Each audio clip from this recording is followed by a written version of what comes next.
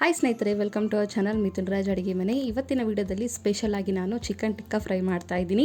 ನೋಡಿದ್ರೆ ಎಷ್ಟು ಸಾಫ್ಟಾಗಿ, ಒಳಗಡೆ ಸಾಫ್ಟಾಗಿ, ಮೇಲ್ಗಡೆ ಕ್ರಿಸ್ಪಿಯಾಗಿ ಸಖತ್ತಾಗಿ ಬರುತ್ತೆ. ಒಂದು ಸರಿ ಟ್ರೈ ಮಾಡಿ ಎಲ್ಲರೂ ಇಷ್ಟಪಟ್ಟು ತಿಂತಾರೆ. ಈವನ್ ನಿಮ್ಮನ್ನು ಹೊಗಳ್ತಾರೆ ಕೂಡ, ಅಷ್ಟು ಪರ್ಫೆಕ್ಟಾಗಿ ಬರುತ್ತೆ. ಮೊದಲನೇದಾಗಿ ನಾನಿಲ್ಲಿ ಒಂದು ಅರ್ಧ kg ಚಿಕನ್ನ ನೀಟಾಗಿ ತೊಳೆದ್ಬಿಟ್ಟು ಎಕ್ಸ್ಟ್ರಾ ವಾಟರ್ಸ್ನೆಲ್ಲ ರಿಮೂವ್ ಮಾಡಿ ತೊಗೊಂಡಿದ್ದೀನಿ.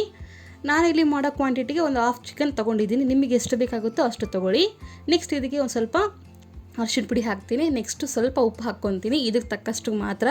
ನೆಕ್ಸ್ಟು ಖಾರದ ಪುಡಿ, ನಿಮಗೆ ಸ್ವಲ್ಪ ಬಣ್ಣ ಬೇಕು ಅಂದರೆ ಕೆಂಪು ಕಲರ್ ಕೂಡ ಹಾಕ್ಕೋಬೋದು. ನೆಕ್ಸ್ಟ್ ಒಂದು ಅರ್ಧ ನಿಂಬೆಹಣ್ಣಿನ ರಸವನ್ನು ಈ ಥರ ಹಿಂಡ್ಕೊತೀನಿ ನಾನು. ನಮಗೆ ಹೋಟೆಲ್ಸಲ್ಲೇ ಇದ್ದಂಗೆ ಬರಬೇಕಂದ್ರೆ ಸ್ವಲ್ಪ ಫುಡ್ ಕಲರ್ ಕೂಡ ಆ್ಯಡ್ ಮಾಡ್ಕೋಬೋದು, ಕೆಂಪು ಕಲರಿಂದು. ನಿಂಬೆಹಣ್ಣೆಲ್ಲ ಹಿಂಡ್ಕೊಂಡ್ಮೇಲೆ ಈ ಥರ ನೀಟಾಗಿ ಮಿಕ್ಸ್ ಮಾಡ್ಕೊತಾ ಹೋಗ್ತೀನಿ. ಈ ಥರ ಮ್ಯಾರಿನೇಟ್ ಮಾಡೋದ್ರಿಂದ ಜ್ಯೂಸಿಯಾಗಿ ಸಖತ್ತಾಗಿ ಟೇಸ್ಟಾಗಿ ಬರುತ್ತೆ. ಇದನ್ನು ಅಟ್ಲೀಸ್ಟ್ ಒಂದು 15ರಿಂದ 20 ನಿಮಿಷ ಕಂಪಲ್ಸರಿ ರೆಸ್ಟ್ ಮಾಡಲೇಬೇಕು. 20 ನಿಮಿಷ ಆದಮೇಲೆ ಈ ಥರ ಆಗಿದೆ ನೋಡಿ. ಎಕ್ಸ್ಟ್ರಾ ವಾಟರ್ಸ್ ಎಲ್ಲ ರಿಮೂವ್ ಆಗಿರುತ್ತೆ. ನೋಡ್ರಲ್ಲಿ ಕಾಣಿಸ್ತಾ ಇದ್ದಾನೆ ನೀರು ಈ ಥರ, ಯಾಕಂದರೆ ಸ್ಮೆಲ್ ಬರಬಾರ್ದು ಅದಕ್ಕೋಸ್ಕರ. ನೆಕ್ಸ್ಟ್ ಸಪ್ರೇಟ್ ಒಂದು ಪಾತ್ರೆಯಲ್ಲಿ ಅಥವಾ ಒಂದು ಬೌಲಲ್ಲಿ 2 ಸ್ಪೂನಷ್ಟು ಮೊಸರು ಹಾಕಿದ್ದೀನಿ. ನೆಕ್ಸ್ಟು ಶುಂಠಿ ಬೆಳ್ಳುಳ್ಳಿ ಪೇಸ್ಟ್, ನೆಕ್ಸ್ಟು ಖಾರದ ಪುಡಿ ಹಾಕ್ತಿದ್ದೀನಿ, ನೆಕ್ಸ್ಟು ಮೆಣಸಿನ ಪುಡಿ, ನೆಕ್ಸ್ಟ್ ಗರಂ ಮಸಾಲ, ನೆಕ್ಸ್ಟ್ ಧನಿಯಾ ಪುಡಿ ಕೂಡ ಆ್ಯಡ್ ಮಾಡ್ತೀನಿ. ರುಚಿಗೆ ತಕ್ಕಷ್ಟು ಉಪ್ಪು ಅಲ್ಲಿ ಹಾಕಿರ್ತೀವಿ, ಇಲ್ಲಿ ನೋಡಿಕೊಂಡು ಹಾಕ್ಕೊಳ್ಳಿ, ಯಾಕಂದರೆ ಜಾಸ್ತಿ ಹಾಕಬಾರ್ದು. ನೆಕ್ಸ್ಟ್ ನೀಟಾಗಿ ಕಲಿಸ್ಕೊತಾ ಹೋಗ್ತೀನಿ. ಎಲ್ಲ ಕಲಿಸಿದ ಮೇಲೆ ಇವಾಗ ಇದಕ್ಕೆ 2 ಸ್ಪೂನಷ್ಟು ಎಣ್ಣೆನ ಹಾಕ್ಕೊತೀನಿ. ಈ ಥರ ನಿಮಗೆ ಎಣ್ಣೆ ಇಷ್ಟ ಇಲ್ಲ ಅಂತಂದರೆ ಬಟರು ಅಥವಾ ತುಪ್ಪ ಎರಡರಲ್ಲಿ ಯಾವುದಾದ್ರೂ ಹಾಕ್ಕೋಬೋದು. ಎಣ್ಣೆ ಇಷ್ಟ ಇಲ್ಲ, ಸ್ವಲ್ಪ ಹೆಲ್ತಿಯಾಗಿ ಬೇಕು ಅನ್ನೋರು ಈ ಥರ ಎಲ್ಲ ನೀಟಾಗಿ ಆದಮೇಲೆ ಈ ಥರ ನೀಟಾಗೆಲ್ಲ ಕಲಿಸಿದ ಮೇಲೆ ಆಲ್ರೆಡಿ ರೆಡಿ ಮಾಡ್ಕೊಂಡಿರ್ತೀವಲ್ಲ ಚಿಕನ್ನ ಮ್ಯಾರಿನೇಟ್ ಆಗಿರುತ್ತೆ, ಅದನ್ನು ಈ ಥರ ಎಕ್ಸ್ಟ್ರಾ ವಾಟರ್ಸ್ ಎಲ್ಲ ಹೋಗೋ ಥರ ಈ ಥರ ಸ್ವಲ್ಪ ಕೈಯಿಂದ ಈ ಥರ ಅದ್ಮಿ ಹಾಕ್ಕೋಬೇಕು.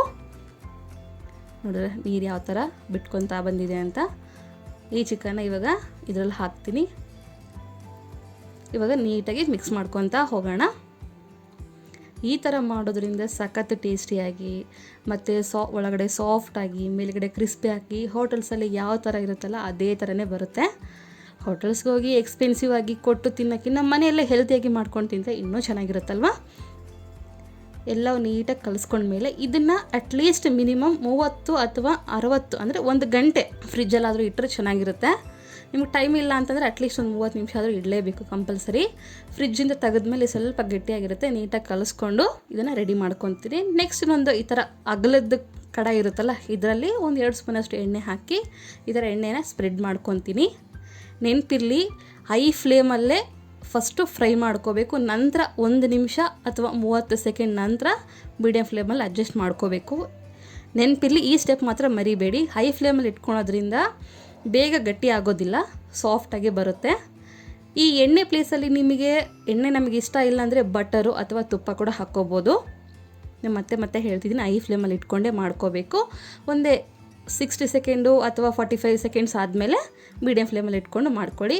ಒಂದು 5 ನಿಮಿಷ ಆದಮೇಲೆ ಇನ್ನೊಂದು ಕಡೆ ತಿರುಗಿಸ್ಕೊತೀನಿ ಸ್ಪೂನ್ ಸಹಾಯದಿಂದ. ಈ ಥರ ನಿಮಗೆ ಪೀಸಸ್ ದೊಡ್ಡ ಬೇಕಾ ಚಿಕ್ಕ ಬೇಕಾ ಅನ್ನೋದು ನೋಡಿಕೊಂಡು ಮಾಡ್ಕೊಳ್ಳಿ. ನಾನಿಲ್ಲಿ ಸ್ವಲ್ಪ ಮೀಡಿಯಮ್ ಪೀಸಸ್ಸಾಗಿ ಕಟ್ ಮಾಡ್ಕೊಂಡಿದ್ದೀನಿ. ನೀಟಾಗಿ ಫ್ರೈ ಮಾಡ್ಕೊತೀನಿ ಎಲ್ಲ ಕಡೆನೂ. ನಿಮಗೆ ಒಂದು ವೇಳೆ ನೀವು ಬೆಣ್ಣೆ ಹಾಕಿದಾಗ ತುಪ್ಪ ಹಾಕಿದಾಗ ಕಡಿಮೆ ಆಯಿತು ಅಂದರೆ ಇನ್ನೂ ಸ್ವಲ್ಪ ಹಾಕ್ಕೋಬೋದು. ಎಣ್ಣೆ ಕೂಡ ಮಧ್ಯದಲ್ಲಿ ನಮಗೆ ಗಟ್ಟಿ ಆಗಿದೆ ಅನ್ನೋ ಟೈಮಲ್ಲಿ ಇನ್ನೂ ಸ್ವಲ್ಪ ಹಾಕ್ಕೊಂಡು ಮಾಡ್ಕೋಬೋದು. ನೋಡಿದ್ರೆ ಪರ್ಫೆಕ್ಟಾಗಿ ಕುಕ್ ಆಗಿದೆ. ನೋಡಿದ್ರೆ ಎಷ್ಟು ಸಾಫ್ಟಾಗಿದೆ ಅಲ್ವಾ, ಸಖತ್ ಟೇಸ್ಟಿಯಾಗಿ ಸೂಪರಾಗಿರುತ್ತೆ. ಇಲ್ಲಿ ಇನ್ನೊಂದು ಸ್ಟೆಪ್ ಏನಪ್ಪ ಅಂತ, ನಿಮ್ಮ ಹತ್ರ ಇದ್ದಿಲು ಇದ್ದರೆ ಒಂದು ಸಣ್ಣ ಬೌಲಲ್ಲಿ ಇದ್ದಿಲು ಹಾಕಿ ಅದ್ಮೇಲೆ ತುಪ್ಪ ಅಥವಾ ಎಣ್ಣೆ ಹಾಕಿ ಲಿಡ್ ಕ್ಲೋಸ್ ಮಾಡಿಕೊಂಡ್ರೆ ತಂದೂರಿ ಫ್ಲೇವರ್ ಕೂಡ ಬರುತ್ತೆ. ನನ್ನ ಹತ್ರ ಇದ್ದಿಲ್ಲ, ಅದಕ್ಕೋಸ್ಕರ ತೋರಿಸಿಲ್ಲ ಅಷ್ಟೇ.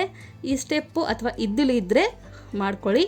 ಸಿಂಪಲ್ಲಾಗಿ ಈರುಳ್ಳಿ ಮತ್ತು ನಿಂಬೆಹಣ್ಣಿಂದ ಸರ್ವ್ ಮಾಡಿಕೊಂಡ್ರೆ ಚೆನ್ನಾಗಿರುತ್ತೆ. ನಿಮ್ಗೆ ಇನ್ನೂ ರೆಸ್ಟೋರೆಂಟ್ ಸ್ಟೈಲಲ್ಲಿ ಬೇಕು ಅಂದರೆ ಮೊಸರು ಅಥವಾ ಗ್ರೀನ್ ಚಟ್ನಿಯಿಂದ ಮಾಡಿಕೊಂಡ್ರೆ ಇನ್ನೂ ಚೆನ್ನಾಗಿರುತ್ತೆ. ಸಿಂಪಲ್ಲಾಗಿ ಆರಾಮಾಗಿ ಮಾಡ್ಕೋಬೋದು. ವಿಡಿಯೋ ಇಷ್ಟ ಆದರೆ ಲೈಕ್ ಆ್ಯಂಡ್ ಸಬ್ಸ್ಕ್ರೈಬ್ ಮಾಡ್ಕೊಳ್ಳೋದನ್ನು ಮಾತ್ರ ಮರಿಬೇಡಿ. ಓಕೆನಾ? Thank you for watching. Bye.